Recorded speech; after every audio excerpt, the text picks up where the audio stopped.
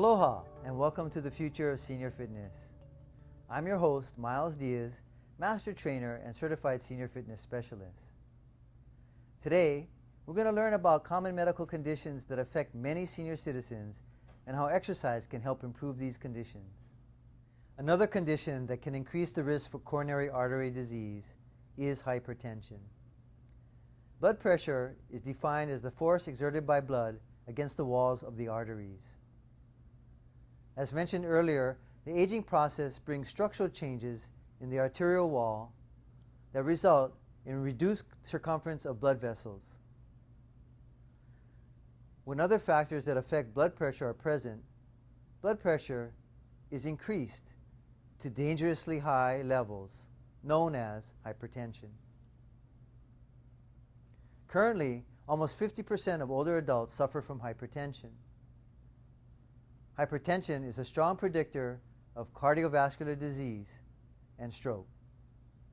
Risk factors for hypertension include obesity, physical inactivity, stressful lifestyle, poor diet including excessive salt or alcohol consumption, family history of hypertension, and race. Here are some hypertension statistics. More than 30% of American adults have hypertension. Hypertension is known as a silent disease due to the lack of obvious symptoms. More than 25% of people with hypertension don't even know it. More than 60% of people with hypertension do not have it sufficiently under control, even with medication and other treatments. More than 40% of African Americans have hypertension. Exercise is a useful intervention to reduce blood pressure in hypertensive adults. Several research studies published in the early 1990s demonstrate that the introduction of regular endurance training can decrease systolic and diastolic blood pressure after a period of 4 months. A longitudinal study of 18 years shows that older adults who engaged in regular endurance training showed no increase in systemic blood pressure from their 40s into their late 60s. Right. Okay, so let's turn our discussion to hypertension. Let's let's go ahead and define hypertension for our viewing audience. Okay, obviously, some people don't know this, so maybe it's a good thing. Hypertension, as we're using it, is synonymous with high blood pressure. Okay. They can be used interchangeably. Right. Now, there's a Joint National Commission on Hypertension, federally chosen, and they come out with position papers, what they call white papers, every year or two. Right, right. You had mentioned that. Yeah, the white paper before this last one, they decided that the goal of a high blood pressure treatment was to establish a blood pressure of 135 over 80 for diabetics and 130 over 85 for non-diabetics. Okay, so just a fairly stringent upper level goal, but it could be achieved because there's some very good medications around to use. But just recently, they looked at a whole bunch of new data and have redefined it. And I won't go through the various categories, but the one particular one that caught my eye was that if you're over 65, then your goal is to have your blood pressure 140 or over 90 or less. Or less, Yeah. And those of us who are in the trenches, meaning those of us who are treating patients from moment to moment, I don't think have fully accepted that. We like the more stringent blood pressure better. Values, but the Joint Commission obviously has some data to back up this new change. All right. Well, I can see where you're concerned. You don't want your patients thinking now you have all this leeway. Exactly. Exactly. Yeah. Exactly. Yeah. Okay. Well, it used to be really strict. It used to be 120 over 80. Yes. Remember? I mean, it was very, very. It's changed so much along the years as well, right? Some journalist picked up on this new set of figures and said that, in effect, overnight, 30 million Americans have been cured of high blood pressure just because the numbers were changed by the commission. Great, great. Okay, so what is arteriosclerosis? Atherosclerosis or Atherosclerosis. arteriosclerosis. Or arteriosclerosis? No, it should be made plain. The word atherosclerosis and arteriosclerosis are used synonymously again. But basically what that is what happens to the inside of the arteries in our body. Particularly cholesterol is laid down on the inside of our arteries, just like rust is laid down on the inside of a pipe. Okay. And That's a good analogy. it's a close analogy. And as the artery gets narrowed, the flow downstream of the narrowing diminishes. Now, usually the artery has to be 40% or more narrowed before the downstream flow is affected. Okay. So you can have arteriosclerosis and not have any diminution of downstream flow. But ultimately, because it's the nature of this disease to be progressive, the blood flow will be diminished because the narrowing persists and continues. Okay. And that's it's all with what we've come to know as plaque, the buildup of plaque, right? Well, plaque is one of the manifestations of atherosclerosis. Okay. And it's not synonymous. Plaque is actually collections of cholesterol with calcium in one place. But it's part of the process of our atherosclerosis. What are the risk factors for hypertension? Okay, well, obesity, Obesity, okay. smoking, Smoking, right? a high salt diet, Okay. and I think, again, there are genetic risk factors. Right. So race, and also race comes into it, right? Of course. Okay. And why is hypertension a strong predictor of cardiovascular disease and stroke? Because clearly the vessel, both the left ventricle of the heart and the blood vessels are put at strain by having a high pressure in the arteries. Okay. So they respond in this unfortunate way. The left ventricle, if the high blood pressure is sustained, will eventually increase in size and dilate. We alluded to that earlier. Right, we talked about. The blood vessels will, in time, rupture, and that in the brain is a kind of stroke, where hemorrhage occurs in the brain. So hypertension is something that you want to avoid or control if you have it already, and that can be done. Okay, great, great. Now, why is exercise a useful intervention to reduce blood pressure in hypertensive patients? It's really a good question. It's very pragmatic. What the mechanism of high blood pressure is that reduces, what the mechanism of exercise is to reduce high blood pressure isn't perfectly clear. What is clear is that it does, and it's not. It's you're saying clinical data supports. And it's been theorized that when the muscles are used, the blood vessels in the muscles open up further in response to exercise, and so the peripheral resistance in the arterial system is reduced, and in turn, the pressure in those arteries is reduced. So you're talking about vasodilation? Yes, in the arteries. Yeah, that may be the mechanism. The mechanism. What type of exercise would you recommend? Is it similar to what we talked about earlier for the other condition of strokes? I think it is similar. Similar, huh? Well, and again, let me emphasize: find something you like to do. Let's find something which so is you a can good. keep at it, because Good, you have to good commit advice. to exercise as your program. Right. It's not just a three. I know when we were talking before the show, prepping for the show, we talked about this a little bit, and I know we made a joke about it because it's hard work. Exercise is hard work. It's just, you want it to be fun, but people have to understand too that it's something that you have to work at. Yes. But it can be fun if you find something that's enjoyable.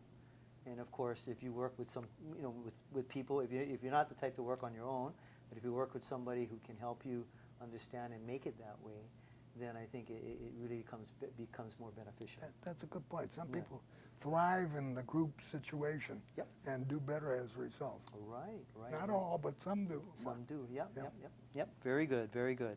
Now, What are the additional intervention strategies when it comes to hypertension? Okay, we have lots of good medicines to control high blood pressure. And there must be 8 different groups of medicines now available to us to treat high blood pressure. Okay. And usually, again, one of the recommendations of the Joint Commission, usually 1 or 2 or 3 medications used at moderate dose is the choice way of treating it. Okay. So Keeps it under control, right? yes, it can be done. But you have to commit to taking the pills regularly and having somebody check your blood pressure in a regular fashion. Okay. Okay, so that's the prescription side. What about any other intervention strategies? Well, we've talked about some things. Salt. Yeah. Well, the diet is all important. That is important. And the feature of the diet that stands out is the intake of salt. Okay. In the American diet, most of us get about 5 grams of sodium a day. Too much. It's probably too much. But if you go to the Asian diet, at least classically, it's 4 times that much. Really? Yes. That's why, particularly in Japan, strokes and high blood pressure are a particular concern. But they're making a change in the way they eat as well, because you know, that's something that's inherent also in the American diet, like you said, because it's hidden in fast food. Yeah. You know, salt is in almost everything. Preserved. But it can be controlled. It can be controlled. It can, sure, and not make the individual who's controlling it unhappy. You can still get enough taste from salt to make you happy, and not take 5 grams a day. Okay. Exercise recommendations for hypertension are: hypertensive people need to be careful with isometric exercises. Isometrics tend to encourage the holding of the breath and increase thoracic pressure. This can lead to an immediate cardiac emergency. Breathe normally throughout any isometric exercise and never hold an isometric contraction longer than 15 seconds. Secondly, they need to avoid lifting heavy loads while resistance training. Count repetitions out loud to avoid holding your breath. Third, avoid high-intensity aerobic training that may stimulate a significant elevation in exercise blood pressure. They should take any required medication prior to each exercise session and do not exercise if blood pressure is above 180 over 100 mmHg. Finally, dyslipidemia also increases the risk of coronary artery disease. Lipids play an important role throughout the body and must be transported to many bodily tissues throughout the bloodstream. Since they are not soluble in an aqueous environment of the blood, lipids are required to bind to protein in the bloodstream. As a result, lipids and proteins are bundled together in molecules called lipoproteins. The relative proportion of fat to protein determines the density of the molecule, with a high lipid content resulting in a low density lipoprotein, LDL, and a low lipid content resulting in a high density lipoprotein, HDL. Some lipoproteins increase the risk for cardiovascular disease, while others decrease the risk. An individual is diagnosed with dyslipidemia when the lipoproteins are outside of that normal range. Let's turn to Dr. Chesne to better understand and discuss dyslipidemia.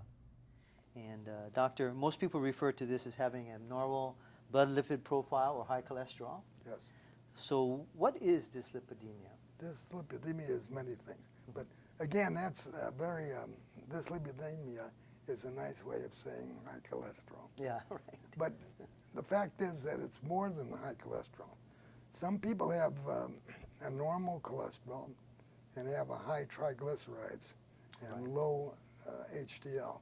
And that's a form of dyslipidemia. Right, because it's abnormal. That's abnormal, and it's clear that that combination leads to advancement of arteriosclerosis. More commonly, dyslipidemia comes in the form of a high total cholesterol and a high LDL, low density lipoprotein cholesterol. Okay. And that's the one we see the most of, and the one we can treat the best. Okay. There's been a lot of talk about triglycerides lately in the news as well. I just saw this show the other day. It talked about centering in on the triglyceride level, because that's the amount of fat, right? Okay, triglycerides are actually small fatty molecules. The tri stands for 3, right? So it's a small molecule that has 3 glycerin components. Looks totally different than cholesterol, but it has, by custom, been included among the lipidemia or dyslipidemias. Yes. So yes, the triglycerides by themselves were at first, not long ago, felt to be benign and didn't need treatment if the other part of the lipid profile was okay. But that's really changed now. There's some data to show that abnormal triglycerides, and particularly elevated triglycerides, are to be a matter of concern and have to be treated by themselves. Okay, and is this also, the tension that the very low density proteins are getting as well? Yes, I'm glad you brought that up. There's a lot of interest in not just LDL, but VLDL, very low density lipoproteins. Right. The only problem with that is not all clinical labs will run that for you. Some research labs, and particularly labs attached to people who specialize in lipid abnormalities, have that available. And we can get that here as an example, but the blood sample has to be sent to California to get the determination. Yeah. And we're not too concerned about that, because usually the treatment of LDL elevation also is effective in lowering VLDL. Okay, great. Thank you for clearing that up. Yes. How does this condition lead to strokes and other coronary medical problems? Well, again, the lipids deposit themselves on the inside of the arteries, again like rust in a pipe, and narrow the arteries to a point where blood flow is impaired. They do another thing too. They make little cholesterol can collect in little particles in the inside of the artery and not diminish the flow, but then can rupture suddenly, abruptly, and release a kind of a syrupy cholesterol. And that form of cholesterol causes blood to clot abruptly. So that in this second way, not just narrowing the arteries, but a sudden release of cholesterol, it can cause closing of the arteries. And if it's an artery to the heart, a heart attack occurs. And if it's an artery to the brain, a stroke occurs. Okay. Let's see. Why is aerobic exercise an effective treatment for dyslipidemia in particular? Again, I'm going to point out that this is really empiric. The mechanism is really not that clear. But it is clear that pursuing aerobic exercise past 3 months. Past 3 months. Yeah. As opposed to just resistance training where we talked about earlier. It does favorably diminish the cholesterol, and even more importantly, diminishes clinical manifestations of a high cholesterol. That is, diminishes the likelihood of a stroke or a heart attack. Okay, good. So it's important for people to know that, if you have some of these conditions, what's best approach, Yes. I mean, you have to understand what it is you have, and then you have to be able to work toward it in an intelligent manner, and possibly get more than one way of attacking it. It's not just through better diet for one thing. It might be a particular type of exercise that you need to do. Everything that's available to stabilize that. Okay. How important is diet along with regular exercise? We're talking about diet in terms of lipid levels in the blood or clinical? For this, Okay, right. well, that's a good point. Probably cholesterol and its other components in the blood. Only half of that is gotten directly from the diet. Some of it's produced in your body, right? Most of it, over huh? 50% is produced primarily in the liver. So there is reason to diminish your intake because it does affect that 50% that comes from the diet. I see. Okay. So it's part of whatever program you select with your doctor to lower your cholesterol. It should be. Okay. Now, what are some of the useful intervention strategies for this particular condition? Hyperlipidemia. Hyperlipidemia. Well, we've already talked about Primarily diet, you're saying? diet is really important. Is the most important. Yeah. Well, I don't know if it's the most important because I said you can only affect about 50% of your lipids. It's an important component. The lipids are high just as a result of, if you're diabetic, poor control of your diabetes. So obviously, you want to make every effort for this reason and others to get your diabetes under control. Okay. And then what are, or how are prescription drugs used to intervene for dyslipidemia? Okay. There are several drugs, particularly the older ones, ezetimibe being a good example, which affect directly the amount of cholesterol that you ingest. Oh, I see. But most of the drugs, and particularly the statins, which you followed a great deal, work on the metabolism of cholesterol at the site of the liver. So, and frequently, a combination of medications that decrease the amount of cholesterol sourced from the diet and another agent, like a statin, will affect the amount of cholesterol made by the liver. The combination frequently is effective in lowering these numbers to a level that are safe. Well, I think that's all we have today. Is there anything else you'd like to mention to our viewing audience about the heart and its function in our body? Yeah, I would like to say this. We've made great strides in decreasing the incidence of arteriosclerosis and heart disease over the last 30 years. But there are still a significant amount of people who suffer from these illnesses and die from them. And so... it's still the #1 killer. Yeah. But the numbers are better than they were 20 years ago. That's what you pointed So out, huh? that's motivating enough to the physicians who treat these diseases to further research other means of improving our therapy and improving the results of our therapy. So that's ongoing. We're not sitting back on our haunches and saying, we've done a good job. We have, but there's more to do. Well, keep up the good work. Thank you. I really appreciate you again joining us on the show. Thank you. I And enjoyed it. yeah, thank you very much. And have a nice day. You too.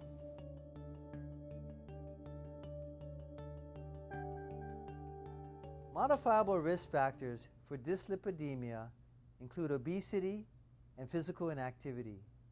Obesity consistently results in elevated levels of triglyceride, very low density lipoprotein, and low density lipoprotein. Aerobic exercise is an effective treatment for dyslipidemia regardless of whether weight loss is present. An acute bout of endurance exercise and regular endurance training can significantly lower triglyceride levels due to their increased utilization as an energy source during exercise. Chronic endurance training is shown to increase high-density lipoprotein production in the liver, but genetic factors may cause some not to have this adaptation. An addition of significant weight loss through dietary modification typically leads to a reduction in triglyceride, very low-density lipoprotein, and low-density lipoprotein levels. The combination of diet and regular endurance exercise will likely have the greatest effect on adults with dyslipidemia. One recent study with a small sample size determined that resistance training induces an even greater amount of triglyceride and metabolic uptake than endurance training at equal energy expenditures, such as running at a steady pace. In terms of specific exercise recommendations, it appears that exercise intensity is less important than total exercise duration in improving lipoprotein levels. Training programs for adults with dyslipidemia should focus on aerobic exercise and caloric expenditure. Additional intervention strategies that help to manage dyslipidemia include a low-fat and low-cholesterol diet, increased fiber intake, and reducing excessive alcohol consumption and smoking cessation. In summary, recommendations for people with dyslipidemia are to engage in aerobic exercise up to 5 times per week for at least 30 minutes. People who are seriously deconditioned may need to progress slowly with intermittent 10-minute bouts of aerobic exercise in the initial stages of the program. And they need to integrate physical activity into their daily lives to enhance caloric expenditure. Until next time, this is Myles Diaz wishing you the best in health and reminding you that health is your only wealth.